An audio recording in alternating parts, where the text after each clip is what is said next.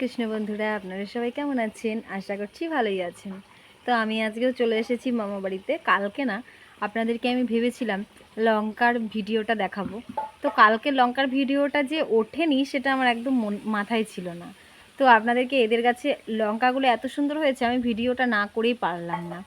মানে আপনাদের সাথে এটা শেয়ার না করলে আমার মনটা ভালো লাগছিল না। তো চলুন আপনাদেরকে আমি এখন এদের লঙ্কা গাছ কটা দেখাই। দেখবেন এত সুন্দর লাগছে, গাছ ভর্তি লঙ্কা। আপনাদের কালকে বলছিলাম যে লঙ্কার থেকে মানে গাছের থেকে লঙ্কা বেশি। তো আপনারা দেখলেই বুঝতে পারবেন যে গাছের থেকে লঙ্কা বেশি না কম। তো চলুন আপনাদেরকে নিয়ে যাচ্ছি ওখানে লঙ্কা দেখাতে। এখানে এরা ধান রোদে দিয়েছে। চলুন আমি এখন লঙ্কা গাছের কাছে নিয়ে যাচ্ছি আপনাদেরকে। দেখুন গাছটাকে দেখুন, গাছটা খুব একটা বেশি বড় নয়, কিন্তু লঙ্কাগুলো দেখুন একবার। দেখেছেন এখানে প্রায় 8টা লঙ্কা গাছ আছে।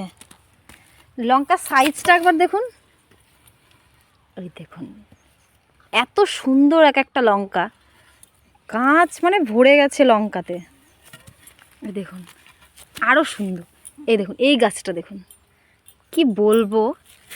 আমি ভাবছিলাম আপনাদেরকে দেখাই। আরে এখানে আরেকটা আছে দেখুন, ভীষণ বড় লঙ্কাটা। ওই দেখুন, দেখেছেন লঙ্কাগুলোকে দেখেই মানে মনটা ভরে যাচ্ছে। এটা তো সেই ভীষণভাবে খাওয়া যায় না, নয়তো কামড়ে কামড়ে খেয়ে নিতাম। তো চলুন ভিডিওটা এখানেই শেষ করছি। সকলে ভালো থাকবেন, সুস্থ থাকবেন। আর এইটা মামা বাড়ি, দেখুন খুব ভালো লাগছে। আপনাদের কেমন লাগছে এরকম একটা গ্রাম্য পরিবেশ? আর এই যে মাঠে ধান ফান কাটা আছে।